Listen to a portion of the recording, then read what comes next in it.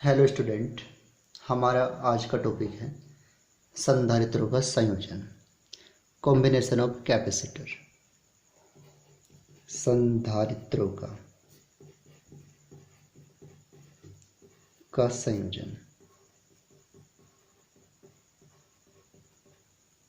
तो संधारित्रों का संयोजन की आवश्यकता क्या है, पहले तो मैं आपको ये बता देता हूँ। देखिएगा, कभी कभी ऐसा होता है कि कम धारिता के संधारित्र से अधिक धारिता के संधारित्र को प्राप्त करना होता है। कम धारिता के संधारित्र हैं, इनको जोड़कर हम अधिक धारिता का संधारित्र प्राप्त करना चाहते हैं, या अधिक धारिता का संधारित्र है और इनको जोड़ने से हम कम धारिता के संधारित्र को प्राप्त करना चाहते हैं। तो ऐसा करने के लिए हमें संधारित्रों को जोड़ना पड़ता है।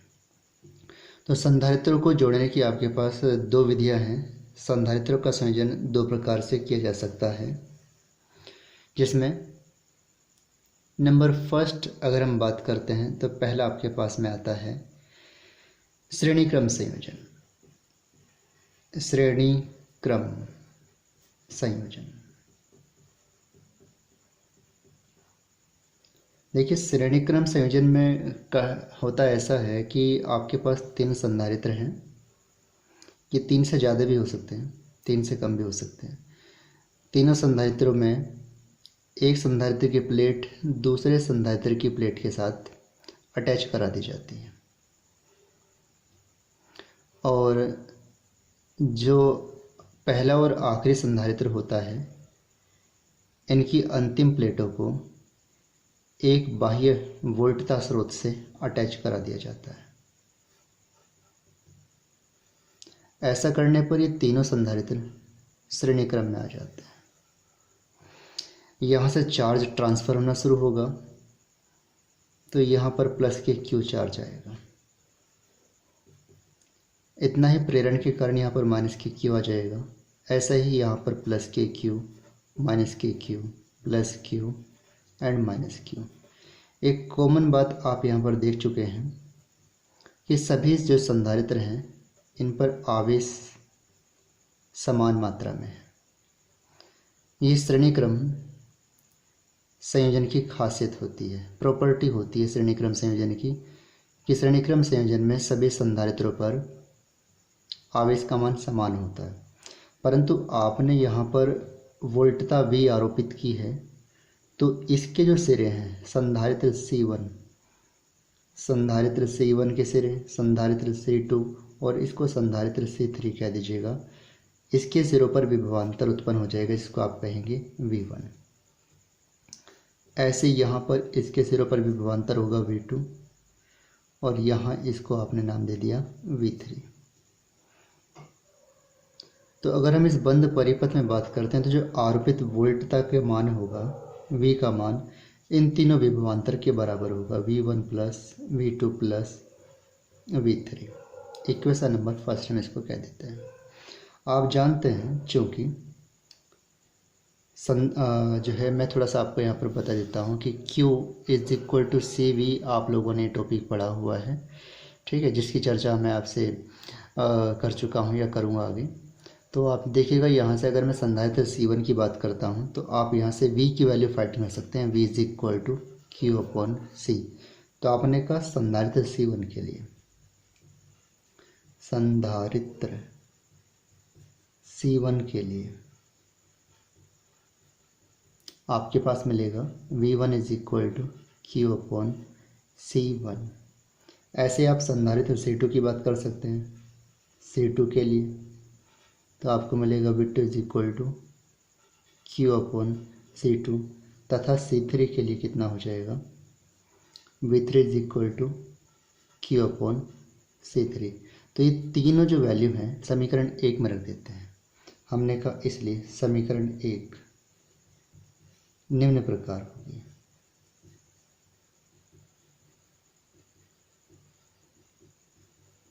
होगी। तो आप इसको कह सकते हैं कि V is equal to Q upon C1 plus Q upon C2 plus Q upon C3। यहाँ से हमारे पास Q कॉमन आ जाता है, हम इस Q को कॉमन निकाल लेते हैं। तो यहाँ से क्यू को कॉमन निकालने के बाद आपके पास फंक्शन बनेगा v is equal to Q 1/c1 plus 1/c2 plus 1/c3। इस क्यू को v के नीचे पहुँचा देते हैं तो आप इसको कहेंगे v/q जो इक्वल होगा 1/c के, तो equal to c1 1/c2 plus 1/c3। यहाँ जो c है ये तुल्य धारिता है, तुल्य धारिता।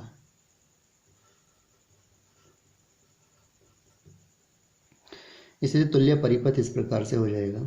इसको इक्वेशन नंबर 2 कह देते हैं हम लोग, तुल्य परिपथ।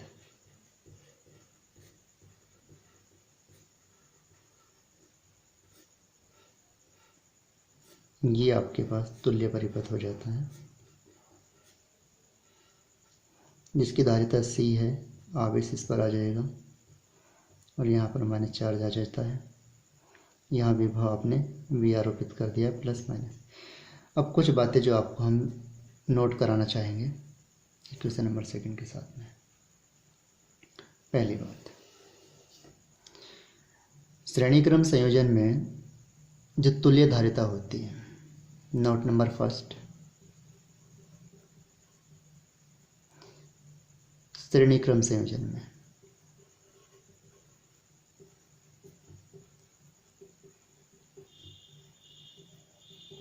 तुल्य धारिता का मान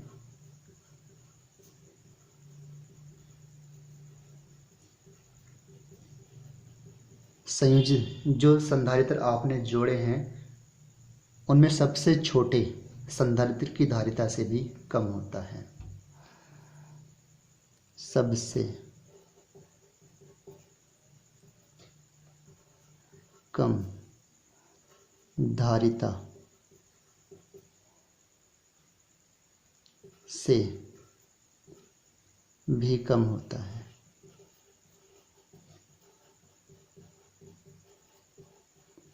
जैसे आप देख सकते हैं, मान लीजिएगा अगर आप ऐसा करते हैं कि 1 माइक्रोफैरड, 2 माइक्रोफैरड और 3 माइक्रोफैरड, इन तीनों कैपेसिटर को आप जो है श्रेणीक्रम में संयोजित करते हैं तो आपके पास तुल्य धारिता कितनी मिलेगी? 1/c is equal to 1/1 plus 1/2 plus 1/3।